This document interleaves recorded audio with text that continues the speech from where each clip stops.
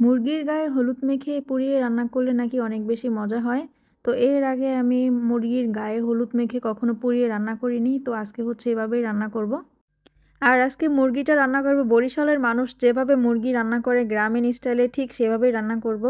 তো আমি হচ্ছে এবার মুরগির গায়ে হলুদ করব। তো আব্বু একটা বাজার থেকে মুরগি এনেছে, সেই কক মুরগি এনেছিল। তো কক মুরগির মাংসটা খেতে অনেক বেশি শক্ত হয় আর আমার কক মুরগি খেতে অনেক ভালো লাগে। কক মুরগি, দেশি মুরগি, পাকিস্তানি আর ব্রয়লার মুরগি রান্নাটা ভালো লাগে না।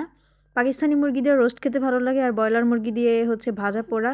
কিন্তু ভাতের সাথে খেতে কক মুরগি আর দেশি মুরগি কিন্তু সেরা। তো মুরগির গায়ে ভালো মতো হলুদ দিতেছি। একটু পরে হচ্ছে মুরগিকে আগুনে পোড়ানো হবে। তো হলুদ পাউডার নিয়ে মুরগির পুরো শরীরে ভালোভাবে আলতোভাবে মেখে নিলাম। এরপরে হচ্ছে চুলার গ্যাসে এটাকে পুড়িয়ে নিচ্ছি, আর কি আগুনে পুড়িয়ে নিচ্ছি। এপিঠ ওপিঠ ভালো করে পুড়িয়ে নিলাম যাতে একটা পশমও না থাকে। তো পশমগুলোই হচ্ছে আগুনের সাথে সাথে পুড়ে গেছে। আর হাঁস মুরগি নাকি এভাবে পুড়িয়ে রান্না করলে খেতেও নাকি অনেক বেশি ভালো লাগে। তো আজকে হচ্ছে আমি এভাবেই পুড়িয়ে রান্না করব।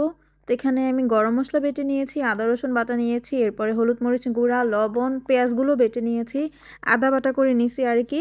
আর এগুলো সব মশলাগুলো হচ্ছে আমি পাটায় বেটে নিয়েছিলাম। তো এবার কড়াইতে একটা তেল দিয়ে একটুখানি, একটুখানি না আর কি বেশি তেল দিয়েছি, যেহেতু আমি তেল বেশি খাই তো আমি তেল বেশি দিলাম। এরপরে হচ্ছে পেঁয়াজ বাটাগুলো দিয়ে একটু নেড়ে চেড়ে এবার হচ্ছে গরম মশলা বাটা দিয়ে দিব। তো গরম মশলা বাটার মধ্যে হচ্ছে জিরার পরিমাণটা বেশি দিয়েছি। আর জিরা দিলে তরকারিটা ঘন বেশি হয় আর খেতেও কিন্তু অনেক বেশি মজা লাগে। তো গরম মশলা দেওয়ার পরে এবার হচ্ছে হলুদ মরিচ, তারপরে লবণ দেওয়ার পরে মশলাটা কষানোর পরে আবার একটুখানি পানি দিয়ে দিলাম যাতে মশলাটা নিচ থেকে পুড়ে না যায়। তো মশলাগুলো কষানো শেষ, তারপরে তেলগুলো ভেসে উঠছে। এবার যে আমি মাংসটা পুড়িয়ে রেখেছিলাম, মানে আস্ত মুরগিটা যে পুড়িয়ে তারপরে সুন্দর সুন্দর পিস পিস করে কেটে নিয়েছি, পিসগুলো অনেক বেশি বড় বড় ছিল।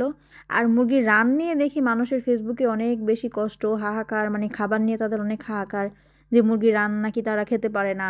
শ্বশুর বাড়িতে হোক বা বাবার বাড়িতে হোক, বিয়ের আগেও নাকি মেয়েরা মুরগির রান খেতে পারে না, বিয়ের পরেও নাকি তাদের কপালে মুরগির রান জোটে না।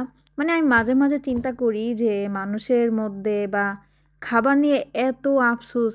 আসলে আমাদের জীবনটা 2 দিনের, কোনো কিছু নিয়ে আফসোস করা উচিত না, হোক সেটা খাবার বা যে কোনো জিনিস নিয়েই। আমার বাবার বাড়িতে বা শ্বশুর বাড়িতে কখনোই হচ্ছে মুরগির রান নিয়ে আফসোস করতে হয় না। বিয়ের আগে যেমন মুরগির রান খেতে পেরেছি, বিয়ের পরেও হচ্ছে মুরগির রান খেতে পারি, বা মুরগির রান না খেলেও আমার কোনো ধরনের আফসোস নেই। কারণ খাবার নিয়ে আমি কখনো আফসোস করি না। মুরগির রান দুইটাকেই হচ্ছে আমি 4 ভাগ করে নিলাম, 2টা রানকে 4 ভাগ করেছি। আর বুকের মাংসগুলো যে ছিল সেই মুরগির বুকের মাংসগুলো বেশ বড় করেছি, কারণ বুকের মাংসগুলো নরম হয় আর মুরগির রানটা হয় হচ্ছে শক্ত।